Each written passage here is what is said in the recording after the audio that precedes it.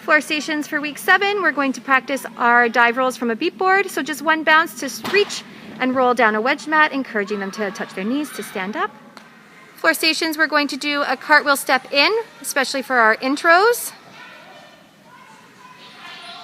If our intros have got that, or if you have your intermediates, you'll do a cartwheel step in, fall to back. During week 7, we can practice our backward rolls in a pike, starting in our pike and ending in a pike. You can do straddle. You can also do different combinations of starting and ending points. Week 7, we'll continue to practice our kick to handstand from a lunge, really encouraging them to reach their toes up as high as they can, tap the second toe at the top, and then landing back in their lunge. A mat can be behind them for safety, but we're not encouraging them to fall over. We want them to step down. Week 7 on the floor bar, we're going to do our out curve rocks, lifting up the pool noodle with our hands and our toes and rocking back and forth. Week 7 on P-bars, we can practice our cast away to a height. They can cast their toes into the middle, or they can do a cast into more of a straddle to lift their toes up to a little bit of a higher height. On the single bar for our rec guys, week 7, you're going to have them lay on the rainbow, chin up and lift their toes up and over. We're just trying to practice getting those hips over the bar.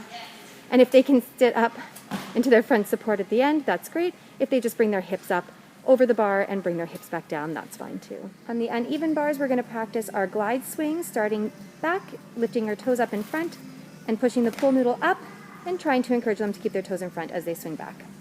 For our intro guys, week 7 on beam, we're just going to do some complex.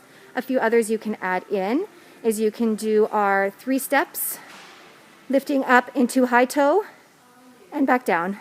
3 steps, high toe, and back down. You can add 3 steps, lifting up to high toe, raising one leg, and to step down. We can also do 3 steps in our high toe this time. 3 steps, arms go out in front to do our squat, and back up, and continue on. You can also add variations of a kick, knee, kick, keeping that knee up high. You can also have them stretch from toe, heel, toe, and kick. Toe, heel, toe, kick. Just a few different ways to challenge them for their complex. For our intermediate kiddos, we'll split them into stations where they should be practicing their cat leaps. For our next skills, you know the kids better, so kind of adjust accordingly whether you need to add mats underneath or get a lower beam, but they can continue on practicing their forward rolls. Our handstands.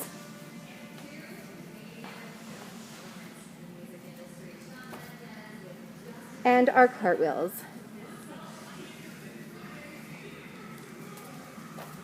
Again, plan ahead for the kids that you have in your group so that you can set up accordingly depending on their skill level. For week 7, we're going to do a bit more vault in the trampoline area. So we want to do our arm circles bouncing on the beat board. Doing a big stretch up, pushing through our toes. Another station will be our donkey kicks on the trampoline.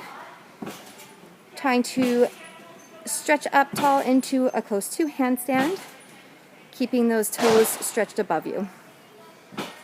Another station in vault is run and punch straight jump onto 3 mats. Really pushing up high, trying to keep that tall pencil shape. Vault station week 7, we're going to practice our squat and straddle ons. You can have them do it from stand, stretching up and reaching those toes in between, or stretching up and lifting your hips up to get your straddle on. You could also use the table trainer if this is too tall or not available for your kiddos.